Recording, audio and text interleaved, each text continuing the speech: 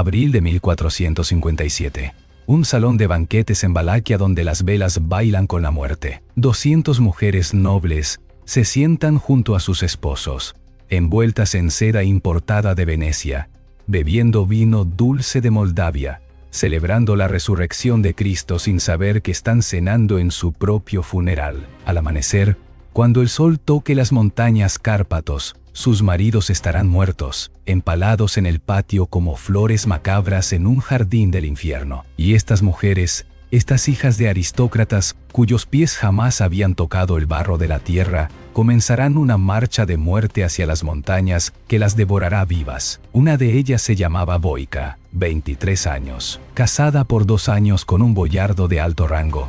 Sus manos nunca habían sostenido nada más pesado que una copa de vino de cristal bohemio o un rosario de perlas. En una semana, esas mismas manos serían carne destrozada, uñas arrancadas de raíz, huesos blancos visibles a través de la piel desgarrada, arrastrando piedras que pesaban más que su propio cuerpo, por un acantilado vertical para construir un castillo para el hombre que asesinó a su esposo, violó su futuro y convirtió su cuerpo en una herramienta de construcción. Trabajó hasta que la ropa se pudrió literalmente sobre su piel, hasta que no quedó nada para cubrir su desnudez ante los guardias que se reían, hasta que no podía distinguir su propia sangre de la sangre en las rocas que cargaba, hasta que olvidó su propio nombre. Boica era una de 200. La mayoría murió en esa montaña. Sus cuerpos cayeron desde los acantilados, fueron devorados por el agotamiento. Se desangraron lentamente mientras las piedras les aplastaban las costillas. Y esto fue solo el comienzo de la pesadilla. Lo que Vlad Drácula hizo a las mujeres no fue un efecto secundario de la guerra. No fue un daño colateral, fue la estrategia, fue el mensaje, fue el punto completo de su reino de terror. Empaló a madres junto a sus hijas para que pudieran mirarse a los ojos mientras morían.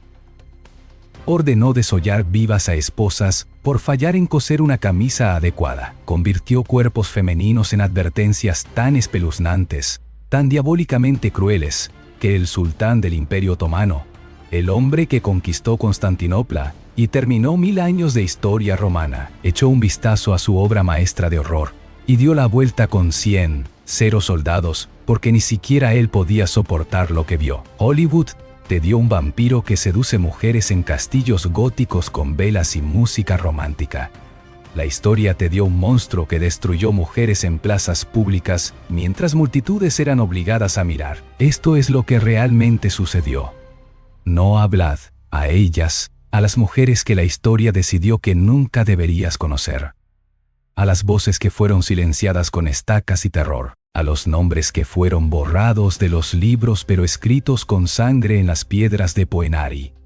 La historia recuerda al monstruo con admiración disfrazada de fascinación. Olvida a las víctimas con un silencio cómplice. Eso es exactamente lo que vamos a destruir hoy. Esto es Corona y Daga. Si quieres apoyar este canal y estas historias que nadie más se atreve a contar, deja tu like y suscríbete para no perderte lo que viene después. Porque lo que viene es más oscuro de lo que puedes imaginar. Ahora déjame mostrarte de dónde vino esta oscuridad. ¿Por qué nació? Y por qué Vlad creía que destruir a las mujeres era la llave maestra hacia el poder absoluto. Pero, ¿de dónde vino esto? ¿Por qué las mujeres? ¿Por qué específicamente ellas? Vlad pasó 6 años de su infancia como rehén en el Imperio Otomano. 6 años formativos entre los 11 y los 17. Los años donde un niño se convierte en hombre. Los años donde se forman las creencias que definirán toda una vida. Observó, aprendió. Absorbió cada lección como una esponja empapándose de veneno.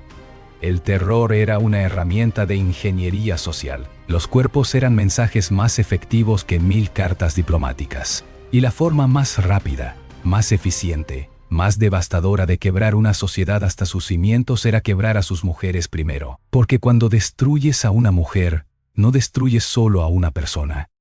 Destruyes a una madre, a una esposa, a una hija, a una hermana. Destruyes el tejido conectivo de familias enteras. Generas un terror que se replica exponencialmente.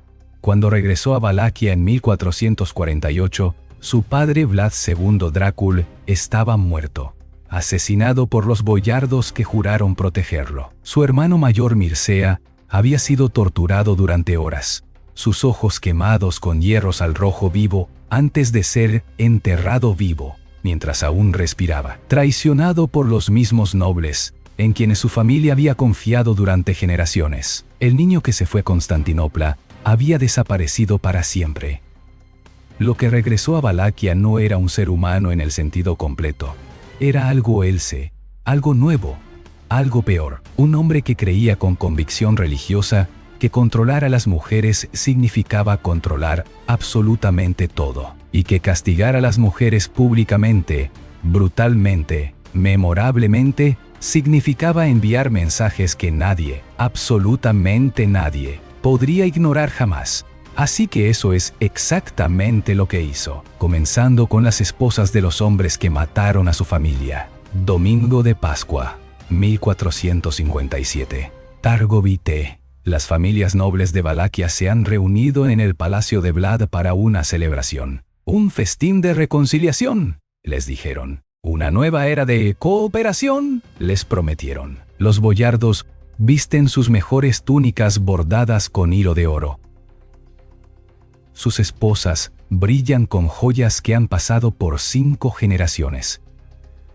Sus familias llenan los salones con risas que rebotan en los techos abovedados. Música de laúdes llena el aire.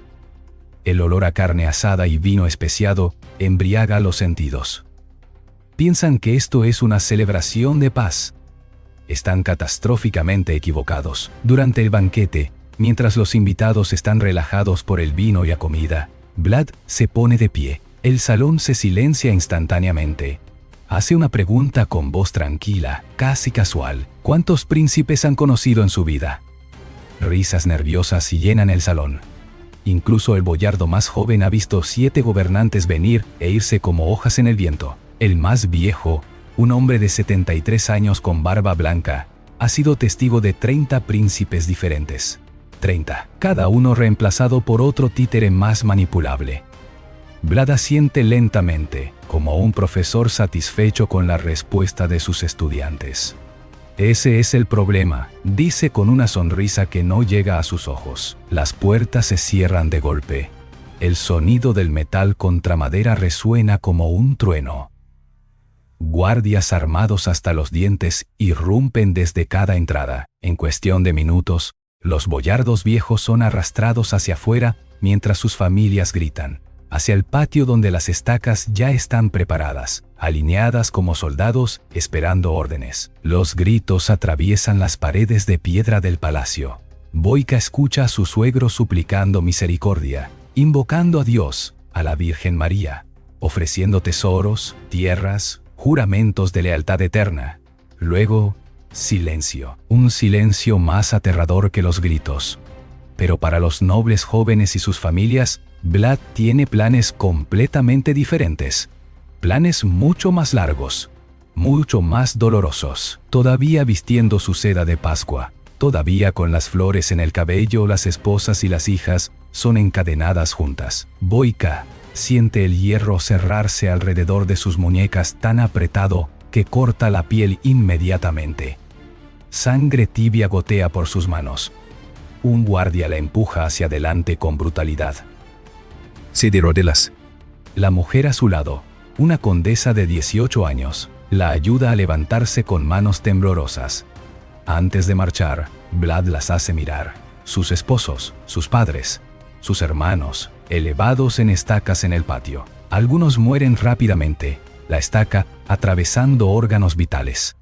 Algunos no tienen esa suerte, algunos vivirán horas, días incluso. La estaca redondeada, engrasada, diseñada específicamente para no matar rápido, para permitir que el peso del cuerpo haga el trabajo lentamente, milímetro a milímetro, mientras la gravedad los devora desde adentro. Boyka encuentra a su esposo en el bosque de cuerpos. Está vivo todavía. Sus ojos la encuentran entre la multitud.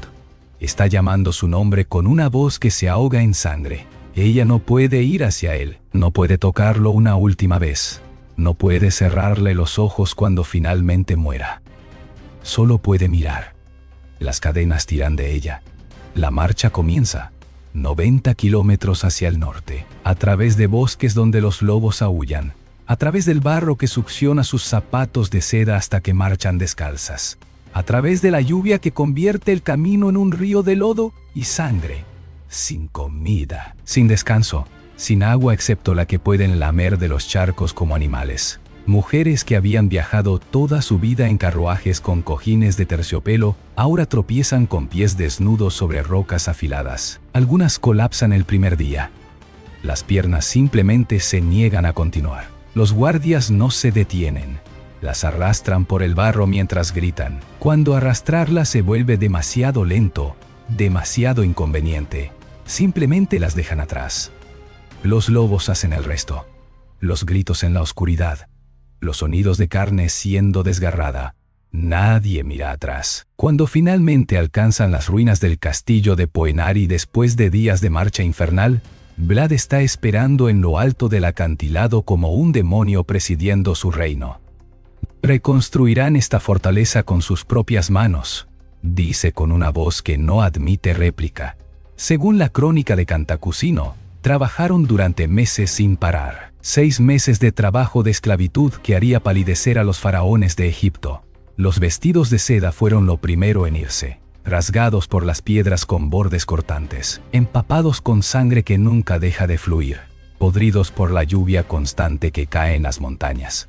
Luego las enaguas, luego la ropa interior. Pronto no quedaba absolutamente nada sobre sus cuerpos. 200 mujeres nobles, completamente expuestas al sol abrasador del verano y al frío cortante de la montaña, cargando rocas que pesan 30, 40 kilos por un acantilado vertical con sus manos desnudas que sangran sin cesar.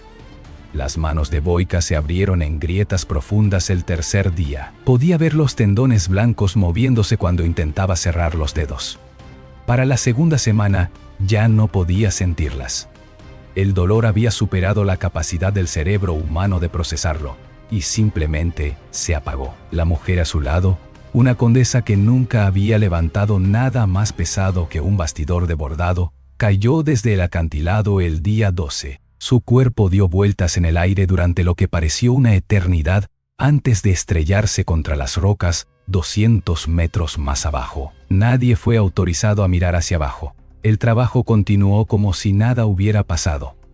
Como si una vida humana no valiera ni siquiera una pausa de 5 segundos. Por la noche, dormían sobre piedra desnuda, sin mantas, sin refugio, sin nada excepto sus cuerpos destruidos. Se acurrucaban juntas para obtener calor como animales en un matadero esperando su turno. El frío de la montaña cortaba a través de su piel, músculos, hasta los huesos. Algunas mujeres simplemente no despertaban. Sus cuerpos eran arrastrados a un lado al amanecer y el trabajo continuaba sin ellas. Comían lo que los guardias les arrojaban como si fueran perros. Restos de comida, huesos con trozos de carne aún aferrados a ellos. Pan mohoso, agua de charcos donde los animales habían bebido. Mujeres que una vez tuvieron sirvientes para servir cada comida en platos de plata. Ahora peleaban entre sí por agua de lluvia sucia. La crónica dice que muchas murieron por agotamiento puro. El corazón simplemente se rindió. Otras cayeron de los acantilados, cuando el mareo venció a la voluntad de vivir. Algunas simplemente se sentaron sobre las piedras y se negaron a moverse sin importar cuánto las golpearan hasta que los guardias las mataron a golpes. Porque un cadáver ocupa menos espacio que una mujer que se niega a bajar. Algunas intentaron escapar durante la noche. Corrieron hacia los bosques con las pocas fuerzas que les quedaban. Fueron capturadas en horas. Los guardias las conocían los senderos. Ellas no. Fueron empaladas frente a las otras mujeres como recordatorio cristalino de que la muerte no era un escape que Vlad concedería fácilmente.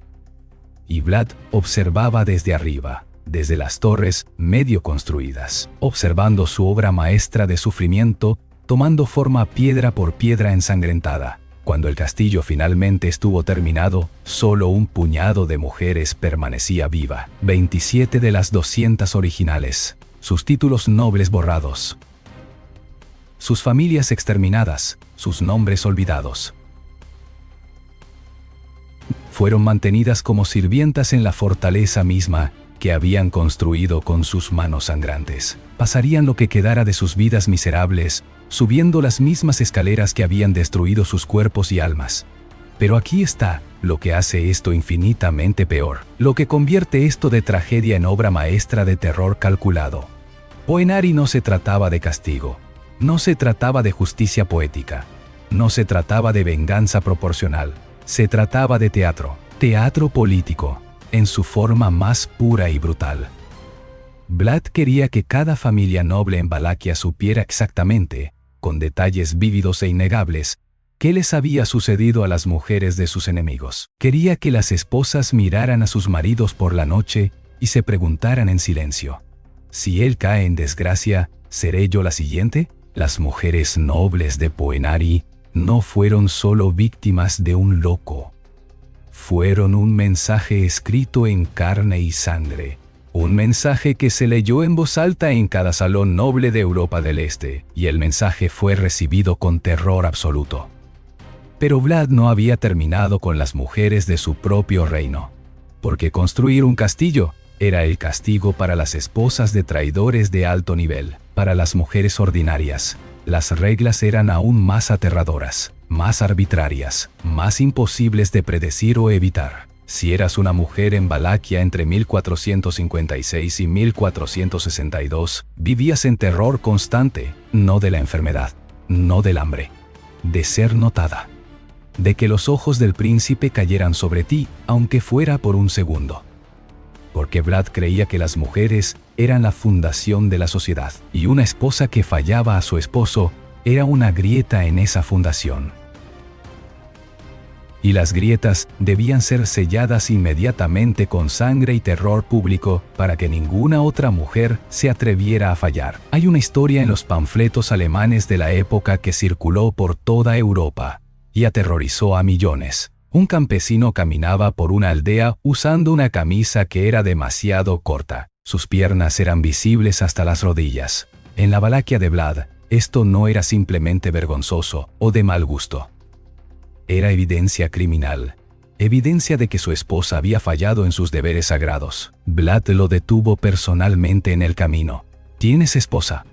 El hombre aterrorizado dijo: sí, mi señor, tráemela ahora. Ella vino. Una mujer llamada Ilinka, manos fuertes y callosas. Probablemente había pasado toda su vida trabajando sin descanso, cocinando, limpiando, criando hijos, cuidando animales, cosiendo cuando quedaba tiempo, que nunca era suficiente. Vlad la miró con la misma expresión que usaría para inspeccionar ganado en el mercado. ¿Por qué tu esposo camina vestido como un mendigo? No hay lino en tu hogar. Están rotas tus manos. Ella intentó explicar con voz temblorosa.